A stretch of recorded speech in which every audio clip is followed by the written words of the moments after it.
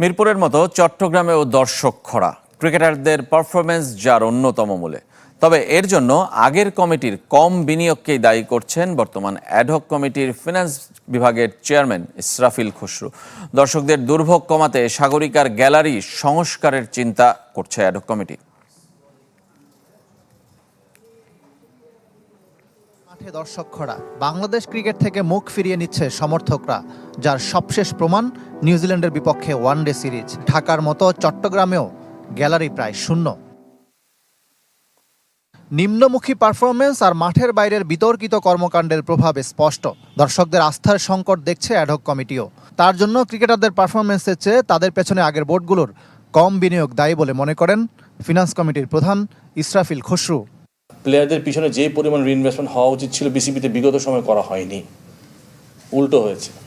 ঠিক আছে, so I think আমাদের এখন প্লেয়ার পিছনে ইনভেস্টমেন্ট উল্টো বাড়াতে হবে। স্পন্সরশিপ নিয়ে আগে বিসিবি কখনো চিন্তা করতে হয় নাই। হ্যাঁ, সো ডেফিনেটলি এখানে একটা পাবলিক ট্রাস্টের জায়গা আছে। কোনো না কোনোভাবে ক্রিকেটের যেটা ট্র্যাজেডি ছিল ওখানে ভাটা পড়েছে। হ্যাঁ, মাঠে দর্শক কিন্তু সেভাবে আসছে না। ঢালাইয়ে দৃঢ়তা, নির্মাণে নিশ্চয়তা, প্রিমিয়ার সিমেন্ট, ঢালাইয়ের রাজা। তো নিয়ে ক্রিকেটারদের বেতন বৃদ্ধি করেছে অ্যাডহক কমিটি। বিনিময়ে খেলোয়াড়রা কি পারবেন ধারাবাহিক উন্নতি দেখাতে? বিপুল অর্থ খরচ করার পরও প্রত্যাশিত ফলাফল না আসলে প্রশ্ন তো উঠবেই। একজন বোর্ড মেম্বারের কিন্তু একটা ক্রিকেটারের পারফরমেন্স ইভ্যালুয়েশন করা কাজ না। আমাদের কাজ হচ্ছে সিম্পলি এটাকে ফ্যাসিলিটেট করা, ক্রিকেটকে ফ্যাসিলিটেট করা। আপনি যদি প্লেয়ারদের পিছনে বিনিয়োগ না করেন, তাদেরকে ফেসিলিটি না দেন, তারপর তাদের পারফরমেন্স চান, এটা কিন্তু ফেয়ার না। সাগরিকার গ্যালারিতে ছাউনি না থাকায় তীব্র গরমে খেলা দেখা কষ্টসাধ্য। ভাঙ্গাচোরা চেয়ার বা ইনডোরের বেহাল দশা।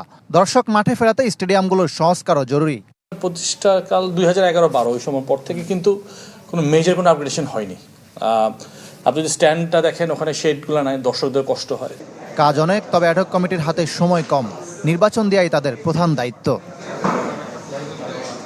ইকরাম হোসাইন, চ্যানেল 24, চট্টগ্রাম।